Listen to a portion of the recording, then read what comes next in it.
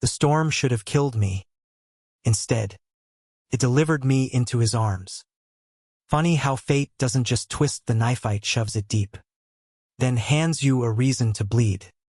I had been driving through the Colorado Rockies that night. The snow coming down so hard it felt like the world was trying to erase itself. My windshield wipers screamed against the glass, useless against the blizzard swallowing everything in white. And then the tires slid. Metal met ice. The wheels spun out of control. And for a moment I swore that was it, my story would end on a nameless mountain road. No one around to care. But when the car stopped half buried, engine dead, heat gone, there he was. He shouldn't have been there. A stranger. Tall. Broad-shouldered. His hair dark and wet from the storm. He pounded on the window, his breath fogging the glass. His eyes sharp with urgency. The kind of eyes you don't forget because they demand you live. Come on. Stay with me. He shouted, dragging me out into the storm like I was weightless. The last thing I remembered before everything went black was the warmth of his coat and the steady hammer of his heartbeat against my frozen cheek. When I woke, it wasn't in the car. It was in a cabin. Small, quiet, with firelight licking shadows against wooden walls. And him hovering over me, his hands checking my pulse. His brow furrowed with an intensity that told me saving lives wasn't just his job, it was his nature. You're safe, he said, voice low but steady. His hand lingered on my wrist longer than necessary, as if afraid letting go would mean losing me again. I tried to smile through chattering teeth. So, you make a habit of pulling stupid guys out of snowstorms. Or was I just lucky? That earned me the faintest smile from him. And God, it was unfair how someone could look that exhausted, that serious, and still make my chest ache with something I hadn't felt in years. His name was Daniel. A doctor, he told me, stationed at the small clinic in town. He had been driving home when he saw the wreck.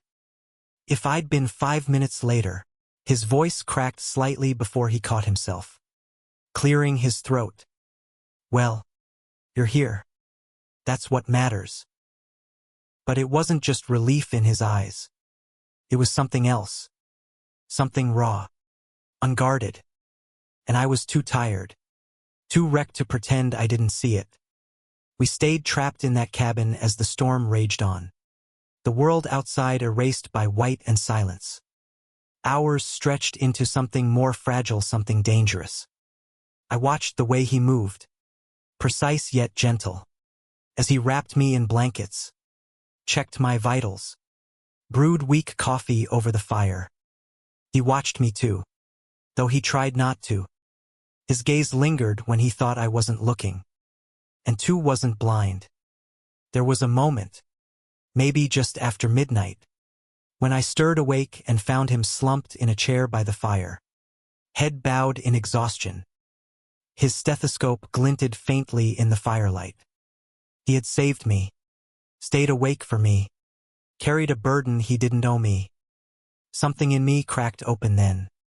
The storm outside, nothing compared to the one inside my chest. Why are you really here? I asked softly, my voice breaking the hush of the cabin. His head lifted slowly. His eyes met mine. Steady. Unreadable. Because I couldn't leave you. Not out there. Not when He stopped himself, jaw tightening, as if the words threatened to betray him. When you what? I pressed, my heart hammering.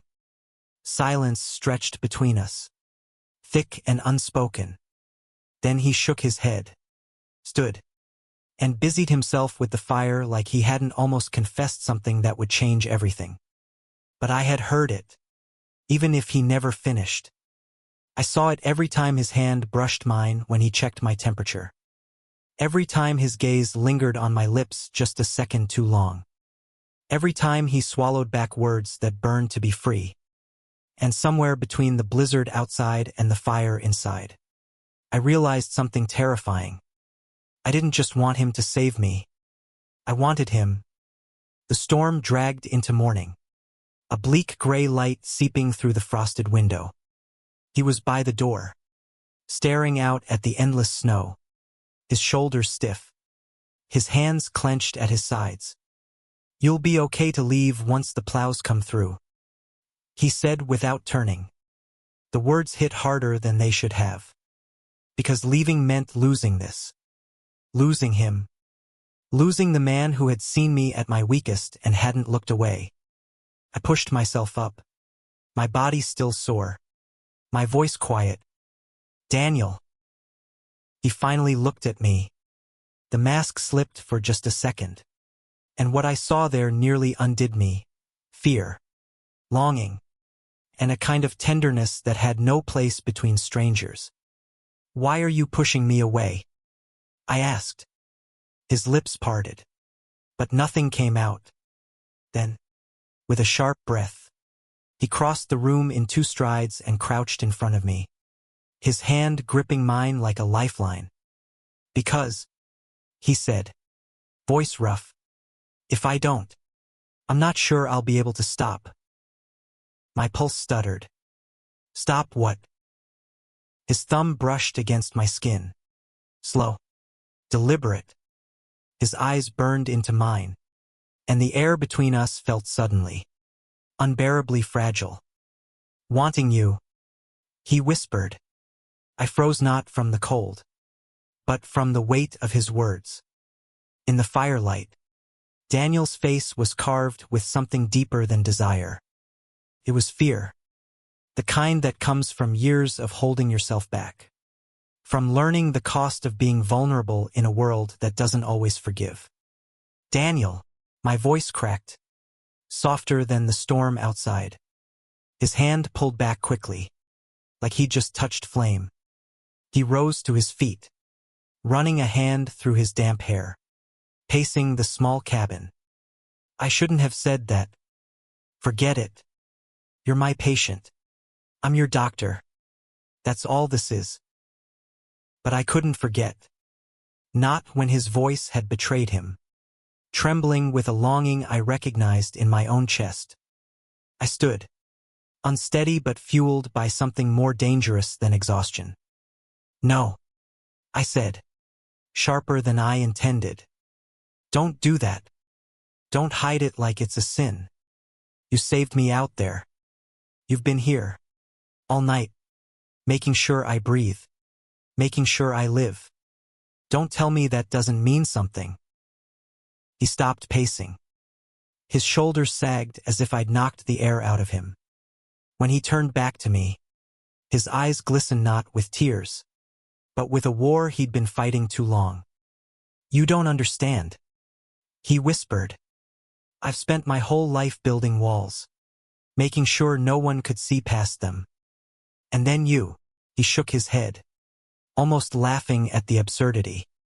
"You crash into my world in the middle of a storm, and suddenly everything I've buried is clawing to get out."